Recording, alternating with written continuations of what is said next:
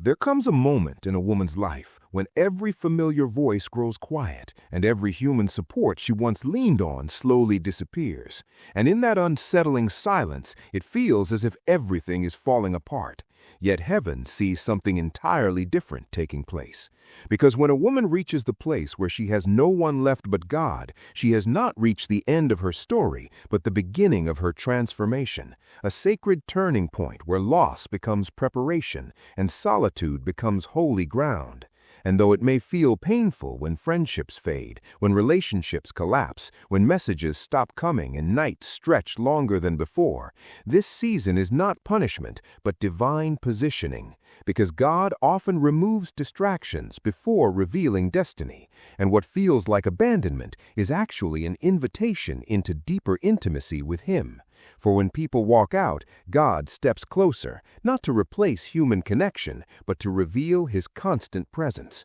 Just as Paul declared that when no one stood beside him, the Lord remained faithful, showing that divine companionship often becomes clearest when earthly support disappears. And in that quiet space, a woman begins to recognize that God never competes with noise, but waits patiently for stillness, allowing the crowd to fade so she can finally notice the one who never left. Because preparation for purpose rarely happens in public moments, but in hidden seasons, where identity is rebuilt and faith is strengthened, just as Jesus Himself experienced affirmation publicly, yet found strength privately in the wilderness, proving that isolation is not rejection, but refinement. And when the noise of life finally settles, she begins to hear the gentle whisper of God more clearly, discovering that His voice is rarely loud but deeply personal, speaking through stillness rather than chaos, guiding her into prayer not out of obligation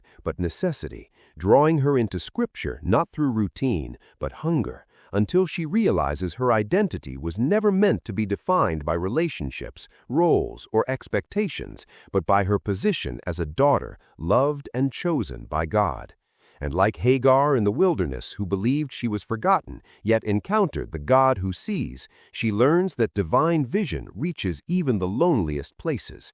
And as this transformation continues, God removes the emotional crutches she once depended on, not to harm her, but to teach her how to stand with spiritual strength, stripping away dependence on approval, control, and validation, so she can discover hope rooted directly in Him. Because sometimes what feels like loss is actually liberation. And when familiar structures fall apart, she begins to see that God is not dismantling her life, but rebuilding her foundation, turning pain into a teacher rather than an enemy, using heartbreak as a classroom where purpose is formed, much like Hannah, whose sorrow drove her into deeper prayer and whose tears became the birthplace of promise, revealing that suffering often prepares the soul for calling, that broken moments refine faith and produce endurance. And slowly, she realizes that pain is not sent to destroy her, but to guide her toward spiritual maturity, awakening prayers she never would have prayed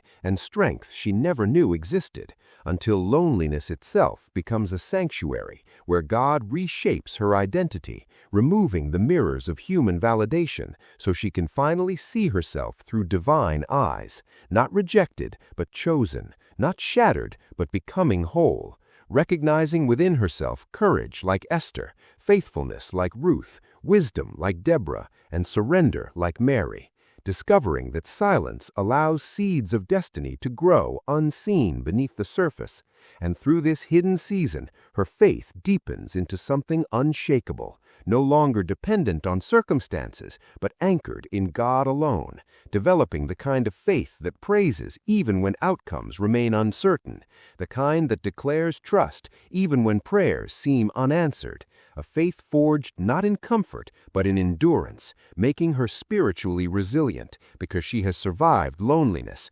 uncertainty, and waiting, and therefore cannot easily be shaken again. For isolation does not delay purpose, but prepares it, like a hidden womb where calling develops in secrecy until the appointed time arrives, just as Elizabeth carried promise quietly before revelation came publicly, reminding us that some miracles require protection before manifestation, and what feels like being overlooked is often divine covering, because God separates what He intends to elevate and hides what He plans to anoint, meaning her solitude is not emptiness, but incubation, not rejection, but preparation, not absence, but divine closeness shaping her future. And if she has cried unseen tears or questioned whether God still notices her journey, heaven answers gently that she is not behind, but being built, not breaking, but becoming, not forgotten, but formed. Because when a woman finally has no one but God, she does not shrink under pressure, but rises in alignment. She does not lose herself, but discovers her true identity. And when she emerges from this hidden season, she will carry a strength that cannot be manufactured, a peace that cannot be taken, and a purpose that cannot be stopped. And if this message speaks to your spirit, write boldly in the comments, "I am hidden, but God is working." And stay connected for more messages that strengthen faith, deepen understanding, and remind you that even in silence, God is always near.